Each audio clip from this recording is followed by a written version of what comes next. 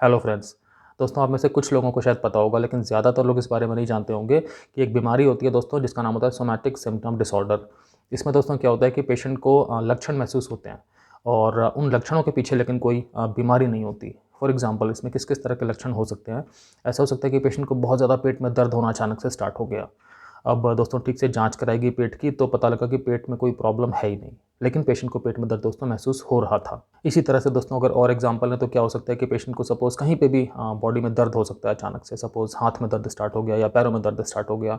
अब जब हाथ की या पैरों की जहाँ भी दर्द स्टार्ट हुआ है, ठीक से जाँच-वाँच की गई, एक्स-रे वेक्स-रे सब कुछ करा के देख लिए गए, तो भी कोई प्रॉब्लम नहीं निकली। ना मांसपेशियों में कोई प्रॉब्लम निकली, ना हड्डी में कोई प्रॉब्लम निकली, लेकिन पेशेंट को फिर भी दर्द था।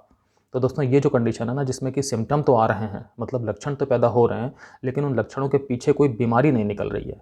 इस बीमारी को दोस्तों कहते हैं सोमैटिक सिम्पटम डिसऑर्डर। ये दोस्तों एक तरह की साइकियाट्रिक बीमारी होती है, मतलब मेंटल हेल्थ डिसऑर्डर होता है। और दोस्तों मैं आपको बताना चाहता हूँ कि ये वाला मेंटल हेल्थ डिसऑर्डर कॉमनली देखा जाता है, मतलब समाज में लगभग 5 से 7% लोगों को दोस्तों ये वाली प्रॉब्लम देखी जाती है। महिलाओं में पुरुषों के बजाय इसके होने की दोस्तों चांसेस ज़्यादा होते हैं। दोस्तों जिन लोगों को ये प्रॉब्लम होती है ना, उनको फिर बहुत ज़्यादा इससे डिस्ट्रेस होती है, बहुत ज़्यादा परेशानी होती है। मतलब वो वाक़ई सिम्पटम महसूस कर रहे होते हैं। ऐसा बिल्कुल मत समझिएगा कि उन्हें सिम्पटम नहीं महसूस हो रहा होता, वो सिर्फ़ फ़ेक कर रहे होते हैं, नहीं। उन्हें लक्षणों की तीव्रता का पूरा एहसास हो रहा होता है। वो अंदर से बहुत परेशान हो रहे होते हैं क्योंकि उन्हें वाक़ई में प्रॉब्लम हो रही होती है। ये अलग बात है कि उस प्रॉब्लम की जड़ में कोई ऑर्गन सिस्टम बॉडी का नहीं होता। मतलब अगर साँस लेने में दिक्कत है तो इसका मतलब ये नहीं कि उनके फेफड़े में प्रॉब्लम होगी, या अगर उन्हें बहुत तेज़ कहीं पे दर्द हो रहा है तो इसका मतलब ये नहीं कि उस अंग में कोई प्रॉब्लम होगी। मतलब है तो ये मेंटल हेल्थ डिसऑर्डर। और इसमें दोस्तों क्या होता है कि पेशेंट के अंदर बहुत ज़्यादा एंग्जायटी भी बन जाती है, क्योंकि वो बहुत ज़्यादा कंसर्न रहते हैं, बहुत ज़्यादा चिंतित रहते हैं अपने लक्षणों को लेकर के। उन्हें लगता है कि लक्षण है तो इसके पीछे कुछ तो बीमारी निकलेगी, कुछ तो बीमारी होनी ही चाहिए, वरना मेरे साथ ही ऐसा क्यों हो रहा है। लेकिन इसमें कोई भी बीमारी इस तरह की नहीं निकलती है। दोस्तों ये जानना इंपॉर्टेंट है कि ये वाली जो बीमारी है सोमैटिक सिम्पटम डिसऑर्डर, ये किसी भी एज में हो सकती है। और दोस्तों इस वीडियो में मैं इसके बारे में सारी बात करूंगा आपसे। सबसे इंपॉर्टेंट बात ये करेंगे कि दोस्तों इसमें किस किस तरह के लक्षण देखे जा सकते हैं, मतलब किस किस तरह के सिम्टम्स हैं जो कॉमनली पेशेंट्स में देखे जा सकते हैं। साथ साथ दोस्तों इससे मिलती जुलती कौन सी बीमारियां होती हैं और किस तरह से हम उन बीमारियों में और इसमें अंतर देख सकते हैं, डिफ्रेंशिएशन पैदा कर सकते हैं, ताकि हम कंफ्यूज ना हो कि ये वाली बीमारी है या कोई और बीमारी है। साथ साथ दोस्तों इसके कॉजेज़ या कारणों के बारे में बात करेंगे। इसके ट्रीटमेंट के बारे में दोस्तों क्या संभावनाएं हैं और किस तरह से इस बीमारी के डायग्नोसिस डॉक्टर्स करते हैं, उन सब चीज़ों के बारे में दोस्तों ठीक से बात करेंगे। अगर आपको थोड़ा सा इंटरेस्ट आ रहा है दोस्तों तो वीडियो लास्ट तक देखिएगा। इसमें आपको काफ़ी सारी इन्फॉर्मेशन मिलेगी इस पर्टिकुलर बीमारी के बारे में, जिसमें सिम्टम्स तो होते हैं लेकिन उसके पीछे कोई कॉज नहीं होता, उसके पीछे बॉडी के सिस्टम्स में कोई खराबी नहीं होती।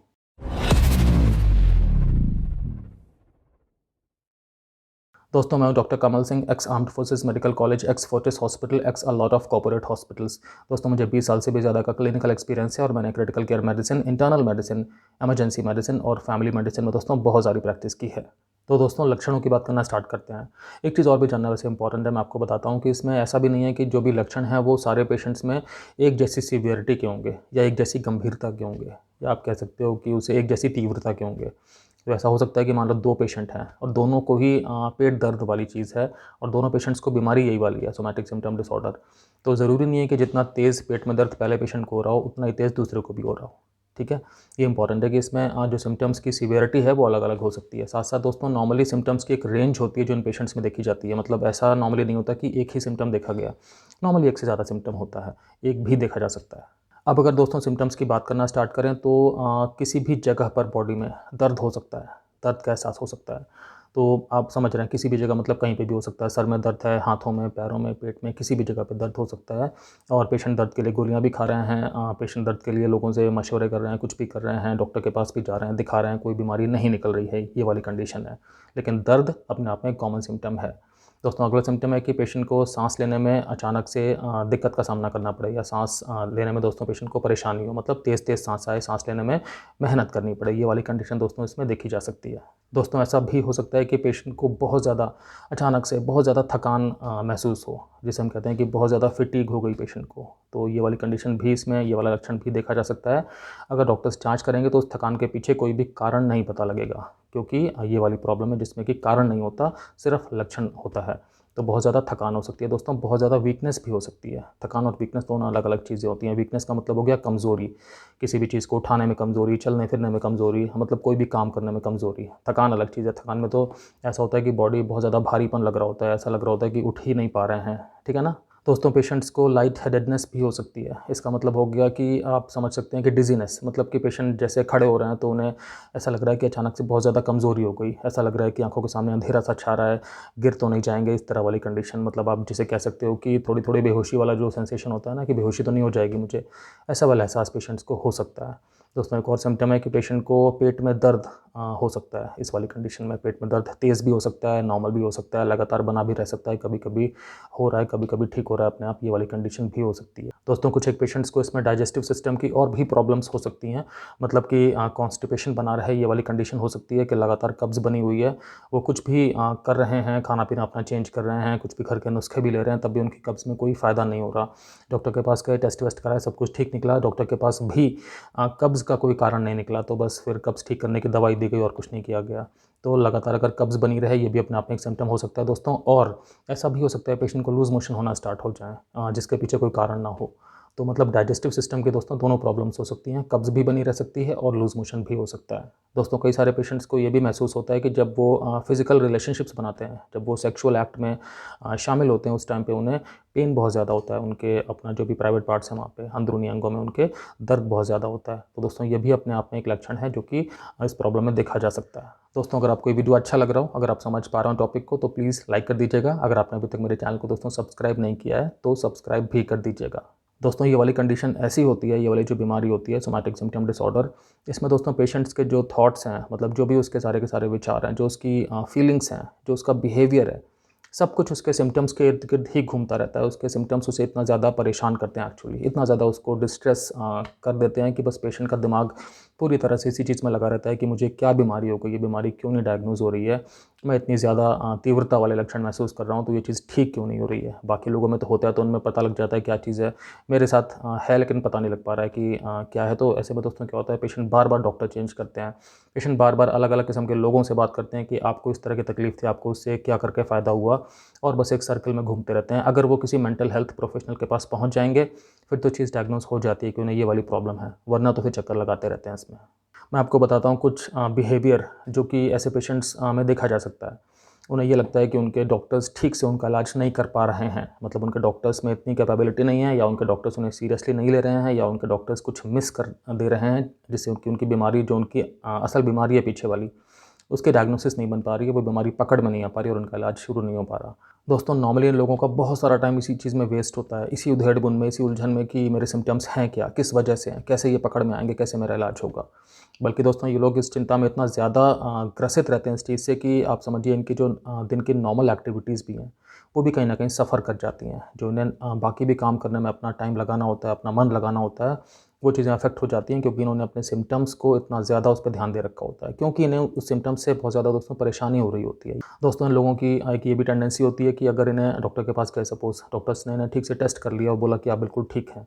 उसके बाद भी दोस्तों ये लोग डॉक्टर के पास जाएँगे, शायद किसी और डॉक्टर के पास जाएँ, या शायद किसी और हेल्थ चेकअप के लिए चले जाएँ, क्योंकि इन्हें लगता है कि नहीं, इनके अंदर कुछ ना कुछ तो प्रॉब्लम है, क्योंकि सिम्पटम्स तो हो ही रहे हैं। साथ-साथ दोस्तों ये भी चीज़ होती है कि अगर इनके अंदर कोई हल्का-फुल्का सिम्पटम भी आ रहा है, तो उसको ये किसी बड़ी बीमारी से जोड़ लेते हैं, मतलब जोड़ने की टेंडेंसी रखते हैं कि जब ये अभी छोटा सिम्पटम है ना, ये धीरे-धीरे बड़ा हो जाएगा, मतलब कि इस लक्षण की तीव्रता जो है अभी तो कम है, लेकिन आगे चल कर के ज़्यादा हो जाएगी। तो ज़्यादा क्यों हो सकती है? किस तरह की बीमारियों में इसकी तीव्रता ज़्यादा होती है? उन बीमारियों के बारे में दोस्तों पता करेंगे और अपने मन में एक बनाना शुरू कर देंगे कि शायद मुझे ये वाली बीमारी हो गई है। दोस्तों हम बात करते हैं कि इस बीमारी की डॉक्टर्स आखिर डायग्नोसिस कैसे बनाते हैं। तो दोस्तों ये है तो एक मेंटल हेल्थ डिसऑर्डर। तो दोस्तों क्या होता है कि एक मैनुअल ऑफ मेंटल डिसऑर्डर्स है साइकियाट्री में, जिसका नाम होता है DSM 5। उसका फुल फॉर्म है कि diagnostic and statistic manual of mental disorders. तो इसमें दोस्तों एक क्राइटेरिया दिया गया है, तो अगर वो क्राइटेरिया फिट बैठ जाता है पेशेंट को, तो इसका मतलब उसको ये वाली प्रॉब्लम है। दोस्तों क्राइटेरिया में 3 चीज़ें आती हैं। पहली चीज़ तो ये आती है कि जो भी इस तरह के लक्षण हैं पेशेंट को, तो ये बने हुए हैं लगातार, और इनकी वजह से पेशेंट को बहुत ज़्यादा अंदर से डिस्ट्रेस हो रही है, मतलब कि परेशानी हो रही है, और उनके पीछे कोई और कारण समझ में नहीं आ रहा, कोई फिजिकल कारण ऐसा नहीं समझ में आ रहा कि जिसकी वजह से ये वाले लक्षण हैं। और पेशेंट को दोस्तों इतनी ज़्यादा डिस्ट्रेस है कि पेशेंट की जो भी डेली एक्टिविटीज़ होती हैं, रोज़मर्रा की काम करने की चीज़ें, वो सब की सब अफेक्ट हो रही हैं नकारात्मक रूप से। दोस्तों इस क्राइटेरिया में अगली चीज़ है कि पेशेंट को कम से कम 6 महीने से इस तरह की परेशानी पेशेंट अगर फेस कर रहे हैं, तो मतलब कम से कम 6 महीने की ड्यूरेशन होनी चाहिए इस तरह के सिम्पटम्स की, जिनके पीछे कोई शारीरिक कारण नहीं समझ में आया है। दोस्तों तीसरा जो क्राइटेरिया है उसमें ये है कि पेशेंट को लगातार एंग्जाइटी वाले थॉट्स बने हुए हैं, मतलब पेशेंट के मन में लगातार चिंता बनी हुई है, उसके बिहेवियर में लगातार चिंता दिखाई पड़ रही है इस तरह के सिम्टम्स की वजह से। तो दोस्तों अगर ये तीनों क्राइटेरिया फिट बैठते हैं तो उसके बाद फिर डॉक्टर्स डायग्नोस कर देते हैं कि पेशेंट को सोमैटिक सिम्टम डिसऑर्डर हो गया है। लेकिन आपको ये भी जानना इंपॉर्टेंट है कि जब पेशेंट पहली बार अपने लक्षणों को लेकर डॉक्टर के पास जाएंगे तो डॉक्टर तो ये समझेंगे ना कि उन्हें कोई परेशानी है एक्चुअली। तो इसमें डॉक्टर्स क्या करेंगे, पेशेंट की पूरी मेडिकल हिस्ट्री लेंगे, समझेंगे सिम्टम्स किस तरह के हैं, सिम्टम्स के बारे में सारी की सारी दोस्तों जांच पड़ताल करेंगे, प्लस फिर पेशेंट की सारी पुरानी पर्सनल हिस्ट्री लेंगे, पेशेंट किस तरह की दवा खाते हैं, पेशेंट की फैमिली हिस्ट्री कैसी है, फैमिली में किस किस तरह की मेडिकल प्रॉब्लम्स हैं, इन बारे में दोस्तों समझेंगे क्योंकि ये सब चीज़ें इंपॉर्टेंट होती हैं डायग्नोसिस बनाने में। फिर पेशेंट का दोस्तों पूरा जनरल फिजिकल एग्जामिनेशन करके देखेंगे कि शायद उसमें कोई चीज़ पकड़ में आ जाए। फिर दोस्तों पेशेंट के लैब टेस्ट करके भी देखेंगे, जो भी उसके सिम्टम्स हैं उसके हिसाब से जो भी टेस्ट करने की ज़रूरत है वो अगर लगेगा दोस्तों तो इमेजिंग स्टडीज़ भी करके देखेंगे। इमेजिंग स्टडीज़ का मतलब होता है एक्सरे, सीटी स्कैन या एमआरआई, इस तरह के टेस्ट। अगर दोस्तों ये सारी चीज़ें ठीक ठाक आएंगी और तब भी पेशेंट को सिम्टम्स अगर बने हुए हैं, फिर पेशेंट को एक मेंटल हेल्थ के डॉक्टर के पास भेजा जाएगा, साइकियाट्रिस्ट के पास भेजा जाएगा, जहाँ पे कि वो पेशेंट की डायग्नोसिस बनाएंगे। दोस्तों कारणों की अगर बात करें तो कोई भी ऐसा फिक्स सेट कारण नहीं है कि जिसकी वजह से ये वाली प्रॉब्लम पैदा होती है लाइफ में। रिस्क फैक्टर ज़रूर होते हैं। तो देखा जाता है दोस्तों कि जिन लोगों को बचपन में अब्यूज़ का सामना करना पड़ा है, किसी भी किस्म की अब्यूज़, दोस्तों बचपन में फिज़िकल अब्यूज़ या इमोशनल अब्यूज़, सेक्सुअल अब्यूज़, कुछ भी इस तरह की चीज़, उन लोगों में दोस्तों आगे चल करके टेंडेंसी हो जाती है ये वाली बीमारी डेवलप होने के। साथ साथ दोस्तों जिन लोगों में पहले से ही कुछ एंग्जाइटी बहुत ज़्यादा होती है या डिप्रेशन की बीमारी चल रही होती है, उन लोगों में भी दोस्तों टेंडेंसी होती है कि ये वाली प्रॉब्लम डेवलप हो सकती है। दोस्तों साथ साथ जिन लोगों की फैमिली हिस्ट्री बड़ी स्ट्रॉन्ग होती है, मतलब कि जिनकी फैमिली में जिनके माता पिता को या ग्रैंड पेरेंट्स को या भाई बहन को इस तरह की प्रॉब्लम है, उनमें भी दोस्तों चांसेस बढ़ जाते हैं कि ये वाली प्रॉब्लम डेवलप हो सकती है।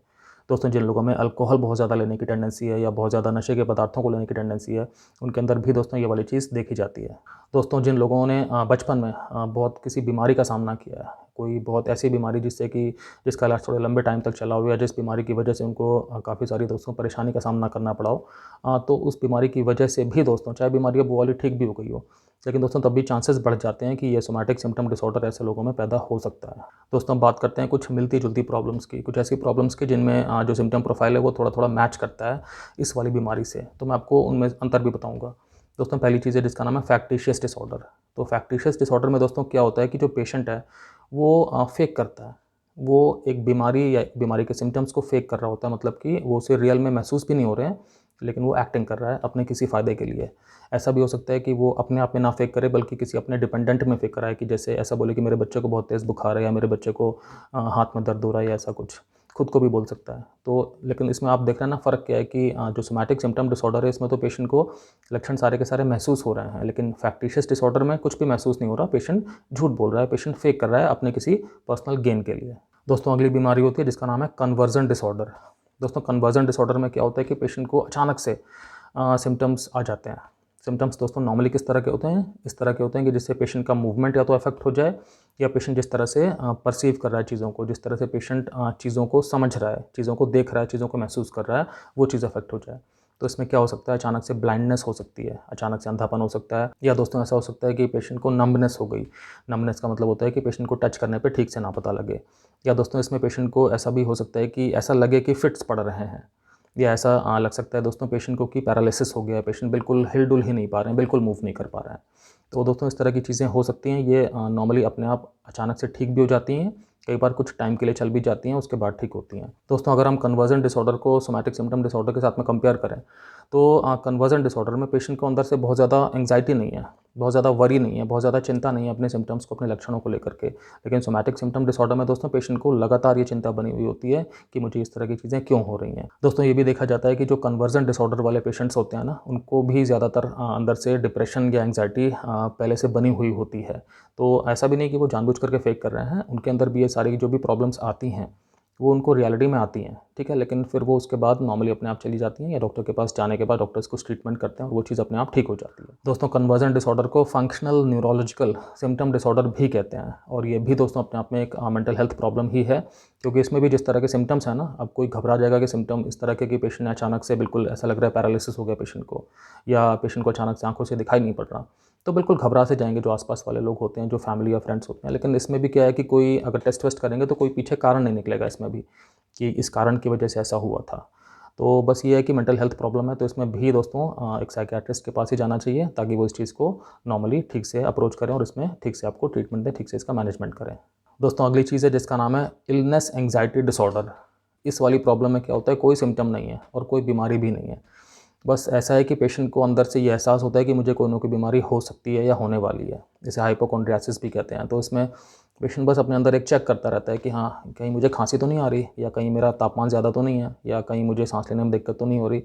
बस पेशेंट अपने आप अंदर एक हमेशा इस मोड में रहता है कि मुझे कोई ना कोई बीमारी तो हो सकती है, होने वाली है, मैं बस उस जगह पे पहुंच गया हूँ, लेकिन कोई अंदर से बीमारी इस तरह की होती नहीं है। तो इलनेस एंग्जाइटी डिसऑर्डर भी एक ऐसी चीज़ होती है कि जो हमें सोमैटिक सिम्टम डिसऑर्डर के साथ में कई बार ओवरलैप सी हो सकती है, लोगों को लग सकता है, बट इसमें फ़र्क मैंने आपको बता दिया। दोस्तों हम कॉम्प्लिकेशंस की बात करते हैं कि सोमैटिक सिम्टम डिसऑर्डर से कॉम्प्लिकेशंस क्या क्या हो सकते हैं। तो आप ये तो समझ रहे हैं कि मेंटल हेल्थ प्रॉब्लम है, इसमें चूँकि सिम्टम्स इस तरह के हैं तो पेशेंट हमेशा एक चिंता में रहेगा, हमेशा एक उधेड़-बुन में रहेगा।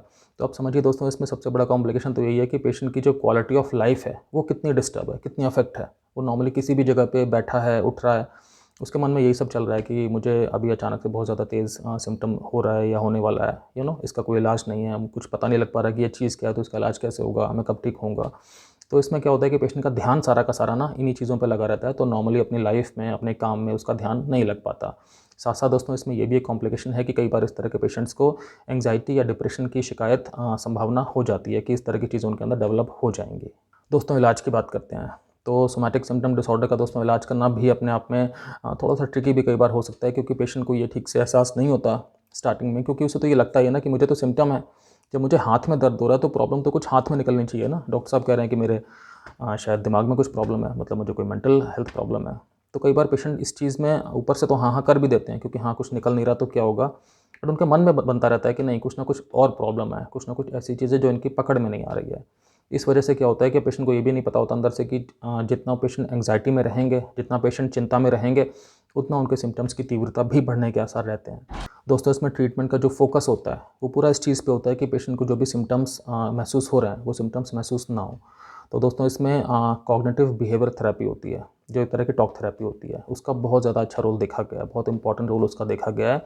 उसमें क्या करेंगे, थेरेपिस्ट आपके साथ ठीक से बात करेंगे, समझेंगे आपके सारे के सारे थॉट्स किस तरह के हैं, किस तरह के विचार आपके मन में आते हैं। दोस्तों फिर वो विचार किस तरह से आपके बिहेवियर को अफेक्ट करते हैं, वो सारी की सारी चीज़ें दोस्तों समझ करके फिर आपको वो हिंट्स बताएंगे, आपको वो तरीके बताएंगे कि आपको किस तरह से अपने विचारों को कंट्रोल करना है, उन्हें दिशा देनी है। आपके सिम्टम्स की वजह से दोस्तों किस तरह से आपके अंदर एंग्जाइटी पैदा हो रही है, किस तरह से आपके अंदर एक बेचैनी पैदा हो रही है, आपको किस तरह से मन में आप एक तरह से इनसिक्योर हो रहे हैं, और आपको कैसे इन सारी नेगेटिव फीलिंग से बचना है, हटना है, कैसे आपको उनको मैनेज करना है। ये सारी की सारी चीज़ें आपको दोस्तों कॉग्निटिव बिहेवियर थेरेपी में बताते हैं, समझाते हैं प्रैक्टिकली। तो उससे क्या होता है कि आप ठीक से इन चीज़ों को दोस्तों मैनेज कर पाते हैं। अगर किसी पेशेंट को बहुत ज़्यादा एंग्जाइटी है, बहुत ज़्यादा डिप्रेशन है साथ में, तो कई बार मेडिसिन भी देनी पड़ती हैं दोस्तों, लेकिन कुछ टाइम के लिए। जो इसमें देखा जाए ट्रीटमेंट का मेन स्टे है दोस्तों, जो मुख्य इसमें इलाज है, वो इसमें यही वाली टॉक थेरेपी होती है, कॉग्निटिव बिहेवियरल थेरेपी। दोस्तों लाइफस्टाइल भी बहुत ज़रूरी है इसमें, कि लाइफस्टाइल में क्या करना चाहिए आपको, कि अब अगर आपको डायग्नोसिस हो ही गई है कि आपको ये वाली प्रॉब्लम है, फिर तो आप समझ ही गए ना कि इसमें ये मेंटल हेल्थ प्रॉब्लम है। इसमें आपका किसी भी शरीर का कोई भी अंग खराब नहीं है जिसकी वजह से कि आपको इस तरह की प्रॉब्लम्स हो रही हैं। तो फिर आपको अपनी एंग्जाइटी कम करने की कोशिश करनी चाहिए, क्योंकि आप अपने मन में रिलैक्स हो सकते हैं कि हाँ, मेरे शरीर में, मेरे ऑर्गन्स में, मेरे ऑर्गन सिस्टम्स में कोई भी ऐसी प्रॉब्लम नहीं है। मैं एंग्जाइटी नहीं करूँगा या नहीं करूँगी तो मेरे इस तरह के सिम्टम्स भी धीरे धीरे तीव्रता में कम ही होते जाएंगे। दोस्तों इसमें ज़रूरी है कि आपकी नींद वगैरह बिल्कुल पूरी हो, मतलब आप ऐसा ना करें कि अपनी नींद को कट करें।